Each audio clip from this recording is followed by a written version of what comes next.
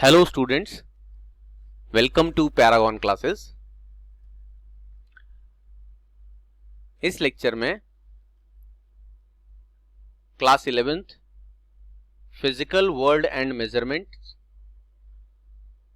जो हमारा पिछले लेक्चर से कंटिन्यूएशन में आगे चल रहा है, ये चैप्टर और यूनिट, और हमने डिस्कस किया था कि ये सारी चीजें हम पढ़ चुके थे। उसका रिकैप भी कर दिया था पिछले लेक्चर में, और आपको मेजरमेंट्स के बारे में पूरा डिटेल में सिखा दिया था।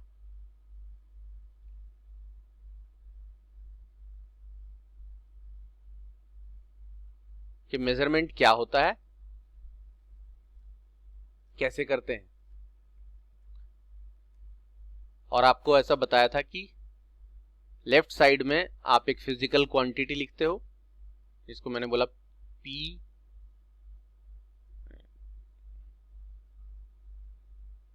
फिजिकल क्वांटिटी लिखेंगे तो लिखेंगे PQ, ये फिजिकल क्वांटिटी, और राइट साइड में N लिखते हैं फॉर न्यूमेरिकल वैल्यू और U लिखते हैं यूनिट के लिए। जैसे कि अगर आप कोई लेंथ मेजर कर रहे हो तो वो फिजिकल क्वांटिटी लेंथ है, और 5 मीटर में 5 वो नंबर हो गया, U यूनिट हो गया। आप कोई फोर्स मेजर कर रहे हो तो वो फोर्स वो फिजिकल क्वांटिटी है, और उसका value let us suppose 7 Newton, तो 7 वो न्यूमेरिकल वैल्यू हो गई, न्यूटन यूनिट हो गया।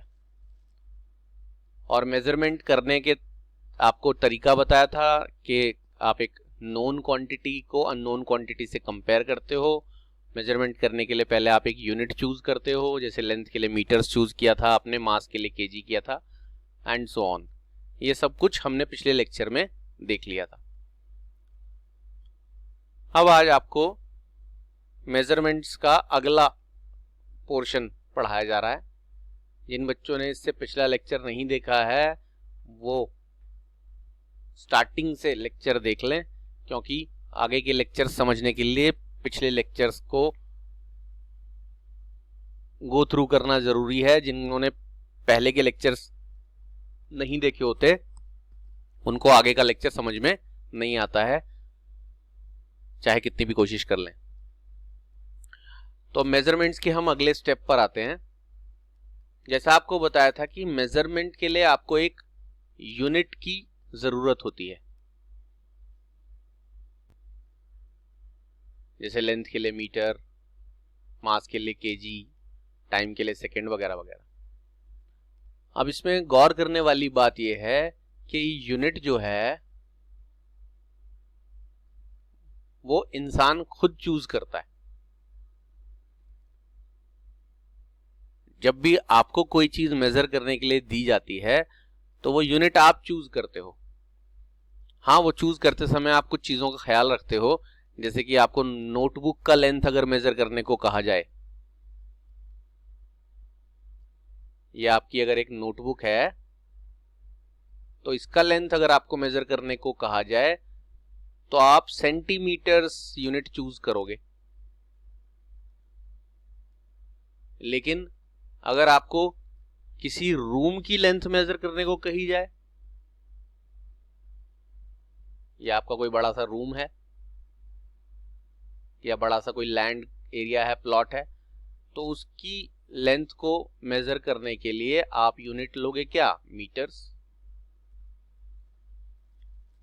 लेकिन एक कॉमन मैन या साइंस का स्टूडेंट भी हो तो वो यूनिट्स चूज कर रहा है, लेकिन इन यूनिट्स को किसी ना किसी ने बनाया तो है, क्योंकि यूनिट्स तो कोई नेचुरल चीज है नहीं, यूनिट्स आर मैन मेड। एक चोजन स्टैंडर्ड है, आपको बताया था कि इंसान के द्वारा चुना गया स्टैंडर्ड। तो जब से इंसान ने फिजिकल क्वांटिटीज को पढ़ना सीखा तो उनके फिजिकल क्वांटिटीज के बारे में बताने के लिए, उनकी वैल्यू बताने के लिए, जैसे लेंथ की वैल्यू बताने के लिए उसको यूनिट की जरूरत पड़ी।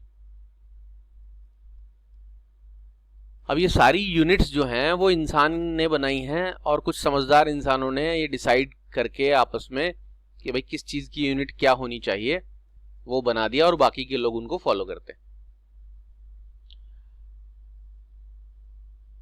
अब ये यूनिट्स बनाते समय एक बात का ख्याल रखा गया,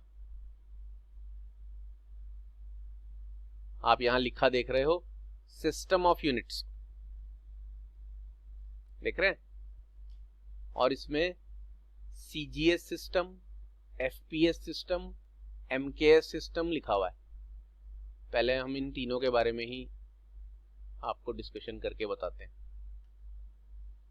ये जो सीजीएस सिस्टम है इसमें सी जो है वो सेंटीमीटर्स के लिए यूज किया गया है, जी जो है वो ग्राम्स के लिए यूज किया गया है, और एस जो है वो सेकेंड्स के लिए यूज किया गया है। यानी ये सिस्टम बनाने वालों ने, और ये सिस्टम कहां पर बना था, किन लोगों ने बनाया था, फ्रांस के लोगों ने बनाया था। फ्रेंच लोगों ने, फ्रांस में रहने वाले लोगों को फ्रेंच बोलते हैं, जैसे इंडिया में रहने वाले को इंडियन बोलते हैं, इंग्लैंड में रहने वाले को ब्रिटिश बोल देते हैं, अमेरिका में रहने वाले को अमेरिकन बोल देते हैं, तो फ्रांस में रहने वाले को फ्रेंच बोलते हैं। फ्रेंच लोगों ने ये सिस्टम बनाया कि हम लेंथ को सेंटीमीटर्स में नापेंगे, मास को ग्राम्स में नापेंगे और टाइम को सेकेंड्स में नापेंगे। उसके बाद सेकेंड नंबर पे आपको दिख रहा है एफपीएस सिस्टम। ये सिस्टम ब्रिटिश लोगों ने बनाया, ब्रिटिश मतलब इंग्लैंड में रहने वाले। इसमें एफ फॉर फुट, ये जो आपका स्केल होता है बड़ा वाला स्केल, वो बड़ा स्केल, एक तो छोटा ज्योमेट्री बॉक्स का स्केल होता है, उससे बड़ा वाला जो साइज का स्केल होता है उसकी लंबाई को 1 फुट कहा जाता है। तो ये फुट लेंथ के लिए यूज करते थे ब्रिटिश लोग। P for pounds, pounds use करते थे वो मास के लिए, और टाइम के लिए वो लोग भी सेकेंड ही यूज करते थे। ये ब्रिटिश यानी ब्रिटेन में बनाया गया था। उसके बाद थर्ड नंबर पर आप देख रहे हो एमकेएस सिस्टम। एमकेएस में एम फॉर मीटर्स, ये तीनों यूनिट्स जो आप देख रहे हो ना, ये वाली और ये वाली, ये लेंथ के लिए है। ये सेंटीमीटर है, ये फुट है और ये मीटर है। और सेकंड नंबर ये जो जी और ये पी और के देख रहे हो, ये मास के लिए है। G for grams, P for pounds और के फॉर किलोग्राम्स, केजी बोल देते हैं जिसको। और टाइम के लिए तीनों ही सिस्टम में सेकंड है, सेकंड, तो टाइम सेकंड्स में नापा जाता है। ये एमके सिस्टम भी फ्रांस में बनाया गया था, यानी ये भी फ्रेंच लोगों ने बनाया। अब इसमें सबसे गौर करने वाली बात यह है कि सिस्टम ऑफ यूनिट को बनाते समय, सिस्टम ऑफ यूनिट का मतलब लोग जो समझदार लोग हैं, साइंस से जुड़े हुए लोग हैं, मैथमेटिक्स से जुड़े लोग हैं, वो लोग एक डिसीजन लेके ये डिसाइड कर देते हैं कि भाई इस क्वांटिटी को इस यूनिट्स में नापा जाएगा, और ऐसे सारी क्वांटिटीज का यूनिट बना देते हैं जब, तो उस पूरे कॉम्बिनेशन को एक सिस्टम बोल देते हैं, system of units.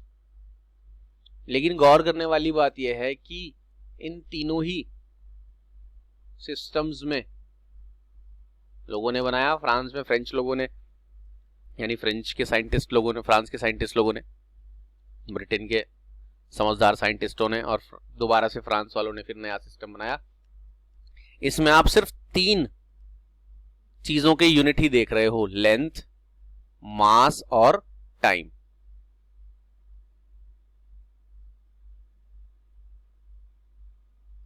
L for length, जिसके लिए अलग अलग सिस्टम में अलग अलग यूनिट्स हैं, ये सेंटीमीटर, फुट, मीटर। मास के लिए ग्राम, पाउंड्स, किलोग्राम, टाइम के लिए सेकंड, और बाकी चीजों के लिए तो यूनिट का कोई जिक्र नहीं है। तो इस बात का रीजन ये है कि इन तीनों सिस्टम के बनने तक सारे साइंटिस्ट लोग ये जानते थे कि ये तीन ही क्वांटिटीज फंडामेंटल क्वांटिटीज हैं।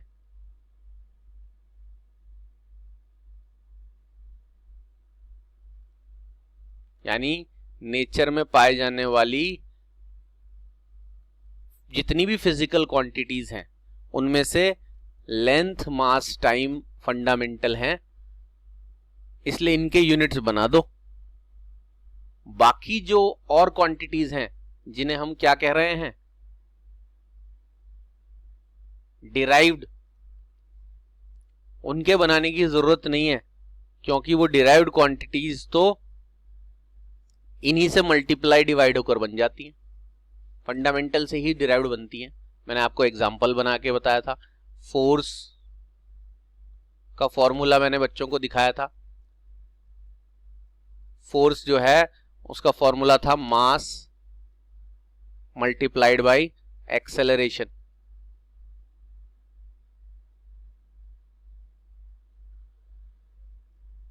और मास तो फंडामेंटल की कैटेगरी में आ ही रहा है, तो इसको कुछ नहीं करना। एक्सेलरेशन का जब फॉर्मूला लिखेंगे तो वो आएगा वेलोसिटी अपॉन टाइम,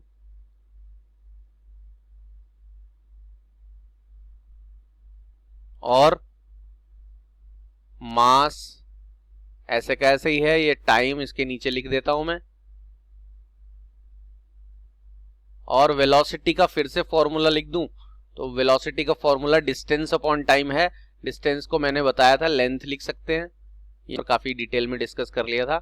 और टाइम फिर से आएगा, ये चीज वेलोसिटी के लिए आई है, ये पूरी डिस्टेंस अपॉन टाइम।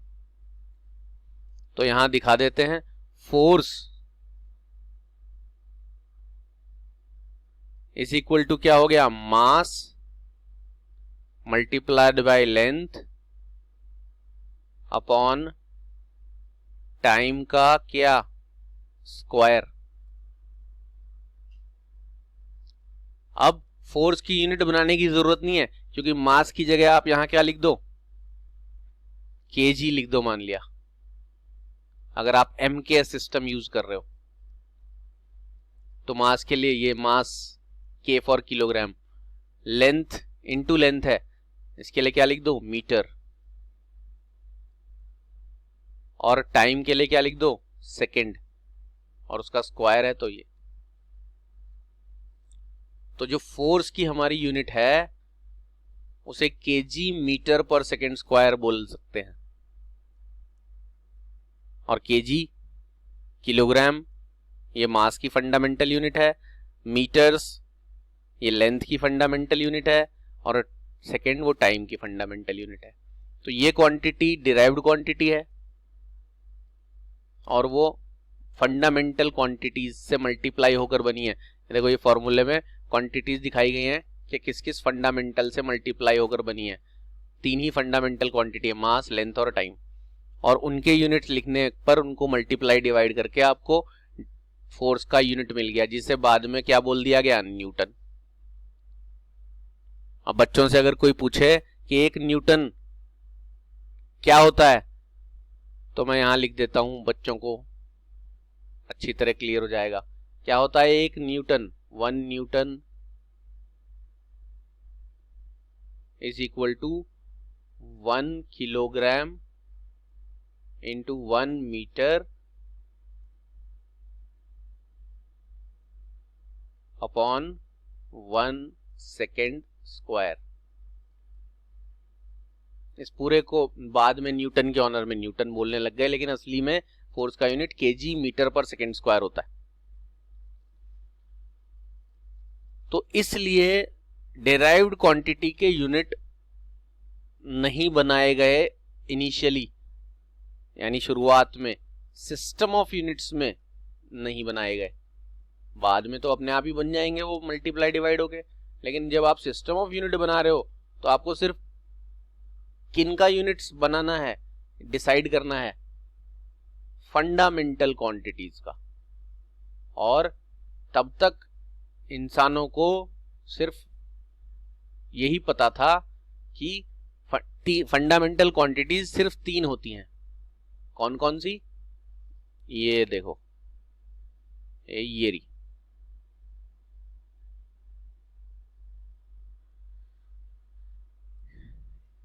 इतने पर 1 2 3 जो लिखा है ये फंडामेंटल क्वांटिटीज थी एम के सिस्टम के बनने तक। लेकिन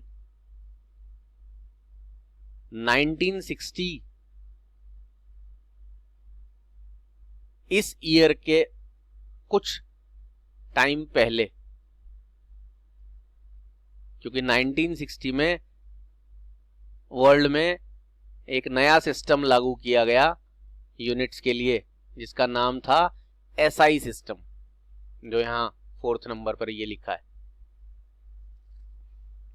ये 1960 में लागू हुआ था और इसके लिए ये जो फ्रांस है, फ्रांस, इसकी कैपिटल है पेरिस। उस पेरिस के पास एक सेवरस करके जगह है जहां पर एक general conference of weights and measures, नाम से पता चल रहा है, जनरल कॉन्फ्रेंस, कॉन्फ्रेंस मतलब मीटिंग। बहुत सारे लोग मिलते हैं तो मीटिंग को कॉन्फ्रेंस कह देते हैं। मीटिंग तो 2 लोगों की भी हो जाती है, 3 लोग मीटिंग कर ले आपस में, लेकिन कॉन्फ्रेंस का मतलब होता है कि हजारों लोग आए, जैसे यूनाइटेड नेशन वगैरह की होती है। तो ऐसी कॉन्फ्रेंस हुई, general conference for weights and measures. Weights and measures मतलब मेजरमेंट के बारे में। और उस कॉन्फ्रेंस में एसआई सिस्टम को लागू किया गया 1960 में, क्योंकि 1960 यानी 1960 से कुछ साल पहले ही ये पता चला कि फंडामेंटल क्वांटिटीज सिर्फ ये तीनों नहीं है। और क्या बताया था, फंडामेंटल क्वांटिटीज कौन होती हैं? जो किसी से मिलकर नहीं बनी। हाँ, उनसे मिलकर सारी क्वांटिटीज बाकी की बनी हैं जिन्हें डिराइव्ड बोलते हैं। तो फंडामेंटल यही नहीं, ये सारी फंडामेंटल हैं जो आपको नीचे दिखाई गई।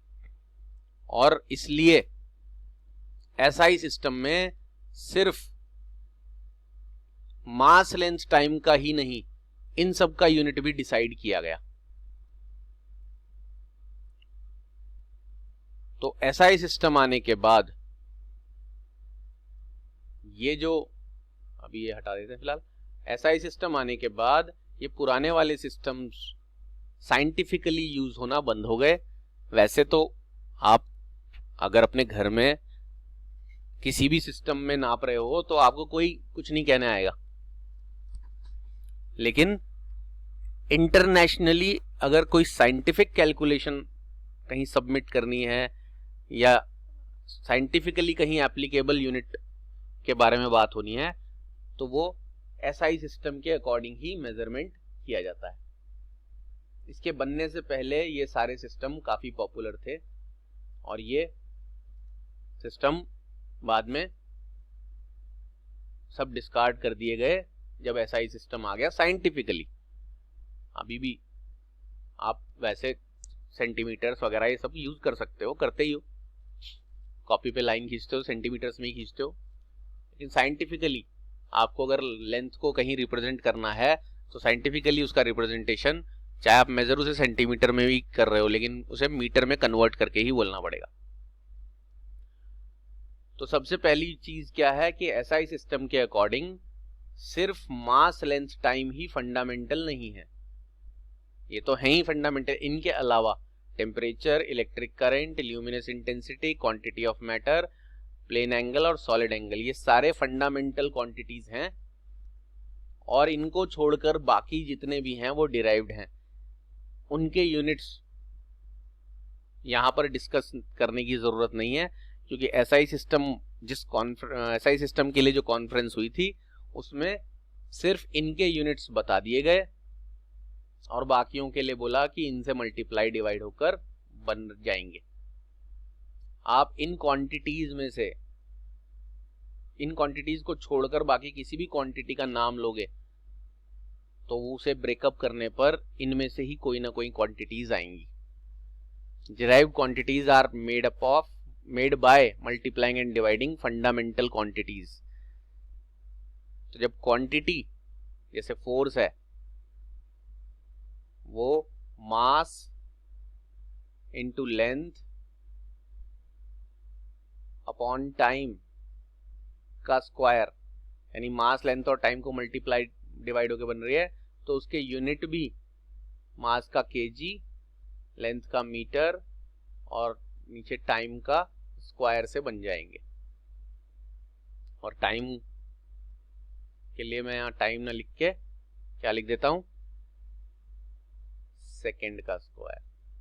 तो ये तो वो क्वांटिटीज हो गई, मास लेंथ टाइम, ये उनके यूनिट हो गए। ये फंडामेंटल, उनसे बनने वाली डिराइव्ड, तो उसका यूनिट भी डिराइव्ड यूनिट कहलाएगा। तो अब आपको सीखना है कि इन क्वांटिटीज के यूनिट एसआई वालों ने क्या डिसाइड किए। तो यूनिट हमेशा डिसाइड करके बनाया जाता है, और कॉन्फ्रेंस इसीलिए की गई, पूरे वर्ल्ड के साइंटिस्ट लोगों ने मिलकर मीटिंग करी और आपसी सारी सहमति से ये यूनिट्स बना दिए, जो मैं अब आपको दिखाता हूं। तो जब एसआई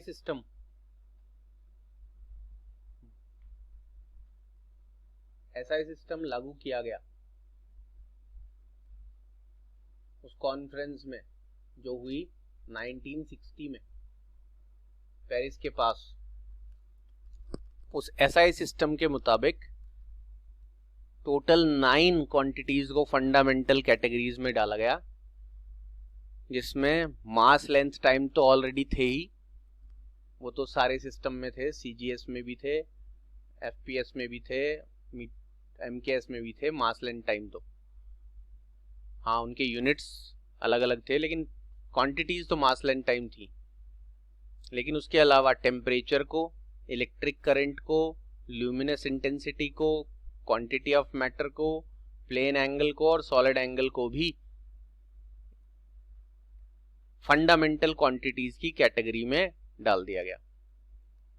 और ये बता दिया गया कि इनके अलावा जिन भी क्वांटिटी का आप नाम लोगे, फोर्स का, एक्सेलरेशन का, वर्क का, पावर का, एनर्जी का, मोमेंटम का, जिनका भी पोटेंशियल डिफरेंस, रेजिस्टेंस, कुछ भी, किसी भी ब्रांच से, हीट, कुछ भी, वो सारी क्वांटिटीज इनमें से ही किसी ना किसी क्वांटिटीज से मल्टीप्लाई डिवाइड होकर बनेंगी। इसलिए इनके यूनिट्स डिसाइड कर दिए गए और बाकियों के यूनिट इन्हीं से मल्टीप्लाई डिवाइड होकर बन जाएंगे। तो लेंथ का मीटर, मास के लिए किलोग्राम, टाइम के लिए सेकंड, टेम्परेचर के लिए केल्विन। डेली यूज में कोई भी टेम्परेचर को केल्विन में मेजर नहीं करता, डिग्री सेल्सियस में मेजर करते हैं, या आप डॉक्टर के पास जाते हैं बुखार नापने के लिए फ़ारेनहाइट स्केल यूज किया जाता है थर्मोमीटर में। लेकिन एसआई सिस्टम में टेम्परेचर का यूनिट केल्विन लिया जाता है। ये लॉर्ड केल्विन नाम के साइंटिस्ट के नाम पर बनाया गया। इलेक्ट्रिक करंट को एम्पियर्स में नापा जाता है। ल्यूमिनस इंटेंसिटी को कैंडेला यूनिट में नापा जाता है। ये कैंडेला कैंडल वर्ड से आया है, क्योंकि ये रोशनी नापने का यूनिट है। ल्यूमिनस इंटेंसिटी किसी चीज की रोशनी की चमक को नापते हैं, तो इसलिए कैंडेला नाम रख दिया गया। क्योंकि ये तो इंसान ने रखा है, इसलिए वो अपनी जानकारी और अपने मेंटल लेवल के हिसाब से नाम रखते हैं। फिर क्वांटिटी ऑफ मैटर को नापने के लिए मोल, जो आप ज़्यादातर केमिस्ट्री में यूज करते हो मॉलिक्यूल्स वगैरह के केस में, और रेडियन। वैसे आप मैथ्स में एंगल को डिग्रीज में नापते हो, ऐसे लिखते हो 60 डिग्री, 30 डिग्री, लेकिन एसआई सिस्टम अगर कह दिया जाए कि भाई एसआई सिस्टम ही यूज करना है, तो आप एंगल को डिग्री में नहीं नापते, तब आप एंगल को रेडियन में नापते हैं। ये कन्वर्ट वगैरह करना आपको सिखाया जाएगा। बस अभी फिलहाल के लिए आपको इतना याद रखना है कि किस क्वांटिटी को एसआई सिस्टम में किस यूनिट में मेजर किया जाता है। और सॉलिड एंगल, जो आपको सॉफ्टी के कोन वाला एग्जांपल दिया था कि सॉफ्टी का जो कोन जब बनता है तो ये जो एंगल होता है ये सॉलिड एंगल है, और प्लेन एंगल क्या होता है, जो दो लाइनों से कागज पर या बोर्ड पर बनता है ये एंगल। तो सॉलिड एंगल के लिए स्टेरेडियन और प्लेन एंगल के लिए रेडियन, ये एसआई सिस्टम के मुताबिक है। जब स्पेशली कहा जाए कि एसआई सिस्टम लेना है तब आप यही यूनिट्स लेंगे, और बाकियों के यूनिट एसआई सिस्टम ने डिसाइड नहीं किए। बोले अब किस किस का बैठ के हजारों फिजिकल क्वांटिटी हैं, किस किस का बैठ के डिसाइड करते रहेंगे, फंडामेंटल का डिसाइड कर दो, बाकी तो सब इनसे ही मल्टीप्लाई और डिवाइड होकर बन जानी। तो आज बच्चों ने मेजरमेंट के बाद क्या चीज सीखा कि मेजरमेंट करने के लिए जिन यूनिट्स की जरूरत पड़ती है वो यूनिट्स के कितने प्रकार के सिस्टम होते हैं। सिस्टम क्या है, ये डिसाइड करना कि किस क्वांटिटी को किस यूनिट में मेजर किया जाए, ये डिसाइड करने को कहते हैं हमने एक सिस्टम ऑफ यूनिट बना दिया। सिस्टम वर्ड ही इस तरह से बनाए कि सिस्टमैटिक काम हो, कि भाई इस क्वांटिटी को ऐसे मेजर करना है, इस क्वांटिटी को ऐसे मेजर करना है, इस क्वांटिटी को ऐसे मेजर करना है। तो सीजीएस, एफपीएस, एमकेएस बनने के बाद एसआई सिस्टम फाइनली बना और आज तक यही यूज होता है। और फंडामेंटल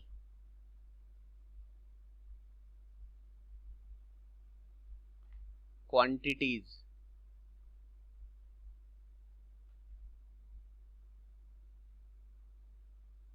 जो कि साइड में यहां लिखी हैं ये 9, इनकी यूनिट्स को कहते हैं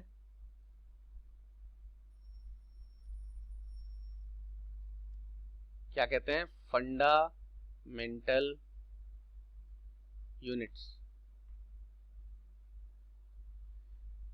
तो ये लेफ्ट साइड में length, mass, time, temperature, electric current, luminous intensity, quantity of matter, plane angle, solid angle, ये है फंडामेंटल क्वांटिटी। और ब्रैकेट में जो रेड कलर से आपको दिखाई दे रही हैं ये हैं उनकी यूनिट्स जिन्हें कहा जाता है फंडामेंटल यूनिट्स एसआई सिस्टम के मुताबिक। और इनके अलावा जिनके नाम यहां नहीं लिखे हैं उन क्वांटिटीज को क्या कहते हैं, डिराइव्ड क्वांटिटीज। और उनके यूनिट्स जो भी आएंगे उनको कहा जाएगा क्या, डिराइव्ड यूनिट्स। और डिराइव्ड क्वांटिटीज जैसे फंडामेंटल क्वांटिटीज से मल्टीप्लाई डिवाइड होकर बन जाती हैं,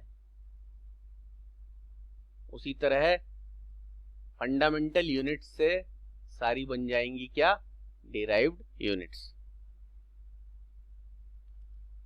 तो यूनिट्स और सिस्टम के बारे में आपको सिखा दिया गया है। अब जो नेक्स्ट चीज आप सीखोगे अगले लेक्चर में, पहली, एक अच्छा सिस्टम ऑफ यूनिट बनाने के लिए किन बातों का ध्यान रखा जाता है, या ये कहें कि एक अच्छे सिस्टम ऑफ यूनिट में क्या क्या क्वालिटीज या क्या क्या इंपॉर्टेंट बातें होनी चाहिए, क्या क्या उसकी अच्छाइयां होनी चाहिए, कैरेक्टरिस्टिक्स होने चाहिए। क्योंकि जब भी आप कोई चीज बनाते हो तो उसमें खूबियां होनी चाहिए, तभी आप उसको अच्छी तरह यूज कर पाओगे। तो क्या क्या खूबियां हैं एक अच्छे सिस्टम ऑफ यूनिट की। और नंबर 2, एसआई सिस्टम, वो खूबियां पढ़ने के बाद कि अच्छे सिस्टम में ये खूबियां होनी चाहिए, तो नंबर 2 पढ़ा जाएगा कि एसआई सिस्टम इन बाकियों के मुकाबले सबसे अच्छा क्यों है, क्या उसमें वो सारी खूबियां हैं जो एक अच्छे मेजरमेंट करने वाले सिस्टम में होनी चाहिए। तो कैरेक्टरिस्टिक्स ऑफ स्टैंडर्ड यूनिट और what are the characteristics of SI system and how SI system is better than the previous system of units. जो पुराने सिस्टम ऑफ यूनिट थे, जो बहुत पहले फ्रेंच लोगों ने सीजीएस, ब्रिटिश लोगों ने एफपीएस और फिर से फ्रेंच लोगों ने एमकेएस बनाया था, उसके मुकाबले एसआई सिस्टम क्यों अच्छा है। एक पॉइंट तो मैं अभी चलते चलते बता दूं कि पहले लोग बाग एक कंट्री में एक सिस्टम यूज कर रहे होते थे, दूसरी कंट्री में दूसरा सिस्टम चल रहा होता था, और कहीं तो बिल्कुल ही कुछ नहीं चल रहा होता था, जैसे जैसे अपनी मनमर्जी सब चलाते थे। लेकिन तब इतना दिक्कत नहीं आती थी, क्योंकि आदमी एक कंट्री से दूसरे कंट्री में उतना फ्रीक्वेंटली जाता नहीं था। लेकिन जब इंसान एक कंट्री से दूसरे कंट्री में जाने लग गया और किताबें एक कंट्री से दूसरे कंट्री में आने लग गई, तो साइंस पढ़ने वालों को किसी एक कंट्री में जो सिस्टम ऑफ यूनिट चल रहा है वो कुछ और मेजर कर रहे हैं, दूसरे कंट्री में कुछ और मेजरमेंट चल रहा है, तो ये आपस में कंफ्यूजन ना हो, इसलिए पूरे वर्ल्ड में एक सिस्टम बना दिया गया जिसका नाम रखा गया सिस्टम इंटरनेशनल। ये कुछ ऐसा समझ लें आप, जैसे करेंसी की बात करें तो इंडिया में जो करेंसी चलती है रुपया, अगर आप वो रुपया लेके अमेरिका चले जाओ तो वहां आपसे कोई रुपए लेगा नहीं और आपको कोई चीज देगा नहीं उसके बदले। आपको या तो इंडिया में ही एयरपोर्ट पर या अमेरिका उतरने के बाद एयरपोर्ट पर अपनी करेंसी को यानी रुपए को डॉलर्स में चेंज करना ही पड़ेगा, तब आपसे वो रुपया डॉलर में चेंज करने के बाद आपसे वहां डॉलर लेगा कोई भी, और आपको सामान खरीद पाओगे या जो भी कुछ पैसे से करते हैं वो कर पाओगे। तो जैसे ज्यादातर कंट्रीज में करेंसी अलग अलग है, इसलिए एक करेंसी दूसरे करेंसी में नहीं चलती, कंट्री में दूसरे जाने पर नहीं चलती है, आपको चेंज ही करना के उसको उसी हिसाब से कन्वर्ट करना पड़ता है। तो पहले यूनिट्स भी एक कंट्री में दूसरी और दूसरे कंट्री में दूसरी होती थी, और तब कन्वर्जन भी लोगों को नहीं आता था। बच्चों ने अगर सुना हो, एक जनरल नॉलेज की बात है कि यूरोप जो कॉन्टिनेंट है, जिनको नहीं पता है तो आप ज्योग्राफी की बुक लेके या कोई मैप लेके, वर्ल्ड मैप, उसमें यूरोप ढूंढें, और यूरोप में बहुत सारी कंट्रीज हैं, जैसे फ्रांस भी यूरोप में है, इटली है, जर्मनी है, स्विट्जरलैंड है, स्विट्जरलैंड का नाम बच्चों ने सुना होगा। तो ये सारे जो कंट्रीज हैं, पहले इन कंट्रीज में करेंसी अलग अलग चलता था, लेकिन बाद में कुछ टाइम पहले ही इन सारे कंट्रीज ने एक यूनियन यानी एक कोलैबोरेशन कर लिया, जिसे यूरोपियन यूनियन कहने लगे, और एक नया करेंसी जारी कर दिया, यूरो। अब यूरो लेके आप इन सारी कंट्रीज में से किसी कंट्री में भी चले जाओ तो वो करेंसी इन सारी जिनके मैंने नाम लिए यूरोप की पूरी कंट्रीज में यूरो चलता है। डॉलर अमेरिका में चलता है, अमेरिकन डॉलर, लेकिन यूरोप में सब जगह यूरो चल जाएगा। तो ये सिस्टम एक बना देने से ये कंफ्यूजन खत्म हो जाता है। ऐसी सिस्टम आपकी केमिस्ट्री और बायोलॉजी में भी कुछ एग्जांपल्स हैं। जैसे केमिस्ट्री में हर केमिकल का एक IUPAC नेम होता है, अगर बच्चों ने वर्ड सुना हो 10th क्लास में। IUPAC का फुल फॉर्म होता है international union of pure and applied chemistry. तो वहां पर क्या होता है कि जैसे आपका ये कॉमन सॉल्ट है जो आप खाने में डालते हो, इसको इंग्लिश में सॉल्ट बोल देते हैं, हिंदी में नमक बोल देते हैं, और पूरे वर्ल्ड में जितनी भाषाएं हैं, चाइनीज, जापानीज और पता नहीं कोरियन, सब में भाषाओं में अलग अलग होता है। इंडिया में ही 15-16 भाषाएं हैं, तमिल, तेलुगु, कन्नड़, और साउथ इंडिया की भाषाएं हमें समझ ही नहीं आती। तो वो सारी भाषाओं में एक चीज का नाम अलग होता है, लेकिन जब आप IUPAC नेम लोगे तो वो होगा सोडियम क्लोराइड। तो ये इंटरनेशनली एक नेम, केमिकल नेम बना दिया, जिससे केमिस्ट्री पढ़ने वाला, साइंस पढ़ने वाला इंसान पूरे वर्ल्ड में किसी भी भाषा में पढ़ रहा हो, अगर केमिकल नेम पढ़ेगा तो वो सबके लिए एक ही होगा। ऐसी बायोलॉजी में बॉटनिकल और जूलॉजिकल नेम्स होते हैं। छोटी क्लास में कुछ एग्जांपल्स बच्चों को बताए भी जाते हैं कि ह्यूमंस का जोलॉजिकल नेम क्या है, और कुछ फलों वलों के नाम जैसे मैंगो का बॉटनिकल नेम बता देते हैं, मैग्नीफेरा इंडिका, ऐसे करके। तो जैसे पूरे वर्ल्ड में बायोलॉजिकल नेम्स, बॉटनिकल और जूलॉजिकल नेम्स हर लिविंग थिंग के एक ही है, चाहे भाषा कोई भी यूज करें। पूरे वर्ल्ड में सारे केमिकल्स का केमिकल नेम, हर केमिकल का एक केमिकल नेम है जो पूरे वर्ल्ड में एक ही है। इसी तरह पूरे वर्ल्ड में एक सिस्टम ऑफ यूनिट चला दिया गया जो पूरे वर्ल्ड के साइंटिस्ट और साइंस पढ़ने वाले लोग उसे यूज करेंगे। आप किसी भी कंट्री में किसी भी भाषा या कहीं पर भी चले जाओ, अगर एसआई सिस्टम बोल दोगे तो हम तो मेजरमेंट एसआई सिस्टम के हिसाब से कर रहे हैं, तो सबको ये पता चल जाएगा कि ये लेंथ नापेगा तो मीटर में ही नापेगा, मास नापेगा तो केजी में, टाइम नापेगा तो सेकंड में, temperature kelvin and so on, जो आप लिखा देख रहे हो। तो अगली क्लास में बस आपको एसआई सिस्टम के एक अच्छी बात मैंने बता दी कि पूरे वर्ल्ड में कंफ्यूजन खत्म कर दिया इस एसआई सिस्टम ने, वरना फ्रांस में कुछ, जर्मनी में कुछ, इंग्लैंड में कुछ, ऐसा चल रहा था। बाकी और क्या क्या कैरेक्टरिस्टिक हैं वो आपके नेक्स्ट क्लास में बताई जाएंगी। तब तक के लिए bye bye and take care. अब मुलाकात होगी नेक्स्ट क्लास में with characteristics of a standard unit and advantages of using SI unit. बस ये थोड़ा यूनिट बहुत खेल लिया है, काफ़ी बच्चों को लगता है कि अभी रियल फिजिक्स शुरू नहीं हुआ है, तो इसके बाद आपका कुछ अच्छा सा इस चैप्टर के ख़त्म होने के बाद थ्योरी से हटके रियल फिजिक्स टाइप की कुछ चीज़ें शुरू होंगी इसी पर बेस्ड। तो आपको फंडामेंटल और डिराइव्ड ये दो वर्ड अभी याद रखने हैं, आगे के चैप्टर्स इन्हीं चीज़ों पर बेस्ड है। तो आज का क्लास खत्म करते हैं, मिलेंगे अगली क्लास में।